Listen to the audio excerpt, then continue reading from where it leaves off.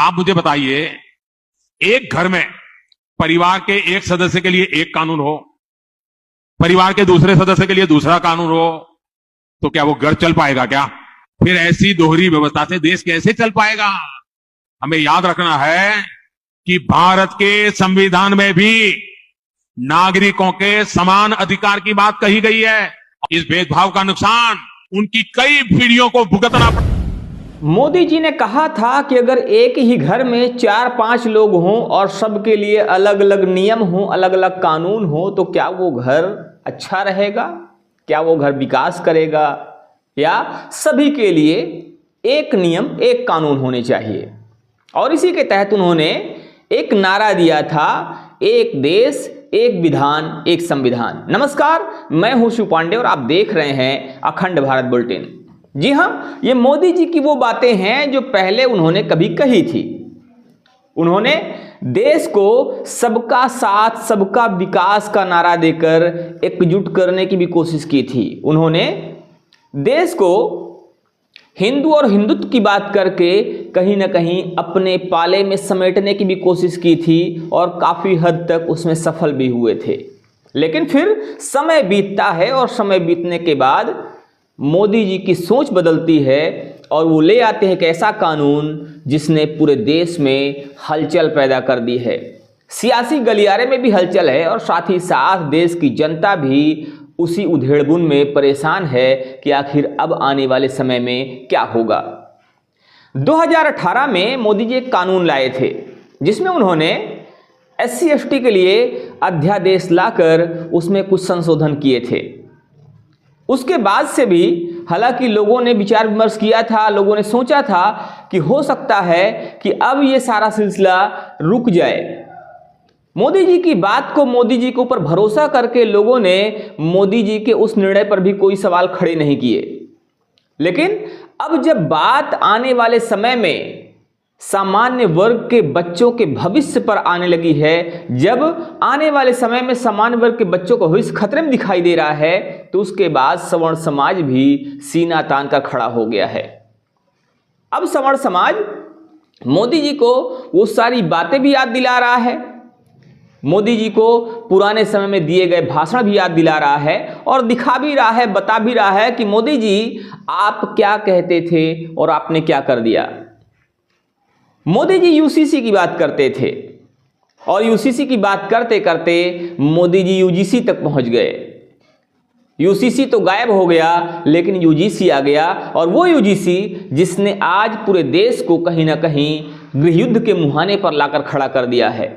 आज पूरा देश इस बात को लेकर चिंतित है, इस बात को लेकर परेशान है कि क्या आने वाले समय में चीजें सामान्य रहेंगी या परिस्थितियां बदल जाएंगी। और इसी बात को लेकर हर रोज, इस समय लगभग हर रोज कहीं ना कहीं सभाएं हो रही हैं।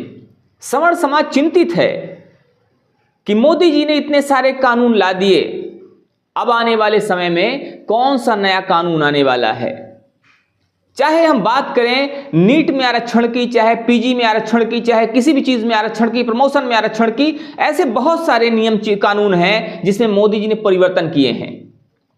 और हर जगह आरक्षण की सीमा जो है उसको भी बढ़ाने में कहीं ना कहीं मूक दर्शक बनकर सहयोग ही किया है। और अब स्थिति यहां तक आ गई है कि UGC जैसा कानून लोगों के लिए, लोगों के बच्चों के भविष्य के लिए, विशेष रूप से सवर्ण समाज की बात की जाए तो सवर्ण समाज के बच्चों के भविष्य के लिए एक काला अध्याय बनकर सामने आ रहा है। लोग चिंतित हैं कि आने वाले समय में उनके बच्चों का भविष्य कैसा होगा, और इसीलिए अब सवर्ण समाज निर्णायक लड़ने के मूड में आ गया है। सवर्ण समाज के लोग लगातार मीटिंग के माध्यम से, लगातार बैठकों के माध्यम से आपसी विचार विमर्श कर रहे हैं कि आखिर आने वाले समय में इससे कैसे निपटा जाएगा। और इसके लिए अभी हाल ही में भिंड में एक मीटिंग हुई, भिंड में एक जनसभा हुई और उस जनसभा में सवर्ण समाज के लोगों ने आपसी विचार विमर्श किया कि 8 मार्च को नई दिल्ली के जंतर मंतर में एक विशाल धरना प्रदर्शन किया जाएगा। लेकिन बात सिर्फ धरना प्रदर्शन तक नहीं रुकती है, बात सिर्फ धरना प्रदर्शन के बात तक नहीं रुकती है, बल्कि उसमें यह भी विचार विमर्श किया जाता है कि अगर ये यूजीसी कानून वापस नहीं होता तब फिर क्या होगा।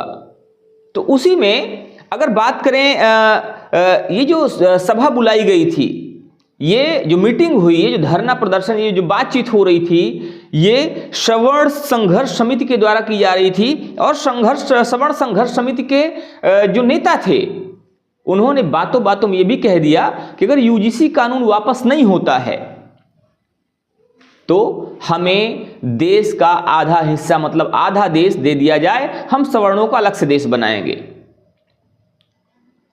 अब यहां पर एक बात ये भी आती है कि आधा देश क्यों, तो उन्होंने इसके पीछे एक तर्क दिया। उन्होंने कहा कि देश में जो सवर्णों की आजादी है, तथा कथित रूप से उन्होंने ये बात कही कि देश में सवर्णों की जो आजादी है, आबादी है, वो लगभग 61% है। और इसीलिए उनको, अगर मोदी जी काला कानून वापस नहीं करते हैं, अगर मोदी जी इस यूजीसी कानून को वापस नहीं करते हैं, तो सवर्णों को आधा देश दे दिया जाए और वो अपना अलग देश बनाएंगे, अपना सवर्णों का देश बनाएंगे। सवर्णों के देश की मांग के साथ ही अब कहीं ना कहीं राजनीतिक हलचल और तेज हो गई है।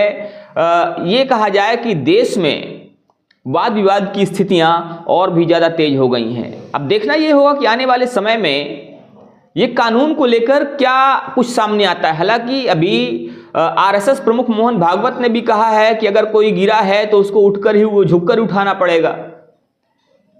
मोहन भागवत जी भी कहीं ना कहीं अब बातों को गोल मोल घुमा रहे हैं। और पहले जो हिंदुत्व की बात करते थे, तो हिंदुत्व की बातें भी उन्होंने कहीं ना कहीं कूटनीतिक रूप से करना शुरू कर दिया है। स्पष्ट रूप से कोई बात नहीं है, बस कूटनीतिक बात करते हैं। मोहन भागवत भी इस विषय पर कुछ भी नहीं बोल पाए कि आखिर ये कानून सिर्फ एक तरफा क्यों है। बस उन्होंने इतना कहा, उन्होंने धर्मेंद्र प्रधान की बात को ही कहीं ना कहीं अपने ढंग से रखा कि इस कानून से किसी को भी कोई नुकसान नहीं होगा। तो अब फिलहाल देखने वाली बात यह होगी कि आने वाले समय में इस कानून को लेकर क्या चीजें सामने आती हैं। और ये जो 8 मार्च को दिल्ली में धरना प्रदर्शन और आंदोलन होने वाला है, इसमें क्या कुछ होता है।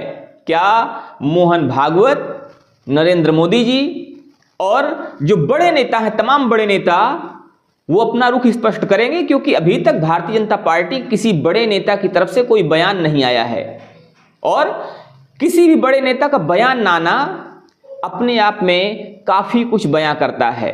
कहीं ना कहीं ये मौन चुप्पी क्या इस कानून को ऐसे ही चलते रहने देने का इशारा है।